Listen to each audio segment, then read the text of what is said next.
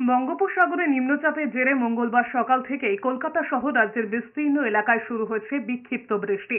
আলিপুর আবহাওয়া দপ্তরের তরফে জানানো হয়েছে, বুধবার মধ্য পশ্চিম বঙ্গোপসাগরে একটি নিম্নচাপ তৈরি হতে পারে। মধ্য বঙ্গোপসাগরের ওপরে আগেই একটি ঘূর্ণাবর্ত সক্রিয় রয়েছে। মনে করা হচ্ছে মূলত তার জেরেই তৈরি হচ্ছে নতুন নিম্নচাপ। ঘূর্ণাবর্ত এবং নিম্নচাপ এই দুইয়ের জেরে দক্ষিণবঙ্গের জেলাগুলিতে বিক্ষিপ্তভাবে বজ্রবিদ্যুৎ সহ বৃষ্টির পূর্বাভাস দেওয়া হয়েছে। হাওয়া অফিস জানিয়েছে, মঙ্গলবার নদিয়া, মুর্শিদাবাদ, পুরুলিয়া এবং পূর্ব বর্ধমান বাদ দিয়ে দক্ষিণবঙ্গের বাকি জেলাগুলিতে হালকা থেকে মাঝারি বৃষ্টির পূর্বাভাস রয়েছে।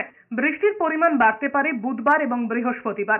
ওই দিন রাজ্যের উপকূলবর্তী দুই জেলা দক্ষিণ চব্বিশ পরগনা এবং পূর্ব মেদিনীপুর ছাড়াও পশ্চিম বর্ধমান, পশ্চিম মেদিনীপুর, বীরভূম এবং মুর্শিদাবাদে ভারী বৃষ্টির পূর্বাভাস দেওয়া হয়েছে। দক্ষিণবঙ্গের বাকি জেলাগুলিতে বজ্রবিদ্যুৎ সহ মাঝারি বৃষ্টি হতে পারে। দুই মেদিনীপুর এবং দক্ষিণ চব্বিশ পরগনায় বুধ এবং বৃহস্পতিবার ঘন্টায় 30 থেকে 40 কিলোমিটার বেগে ঝোড়ো হাওয়া বইতে পারে। শুক্রবার পর্যন্ত ভারী বৃষ্টির পূর্বাভাস রয়েছে উত্তরবঙ্গের জেলাগুলিতেও।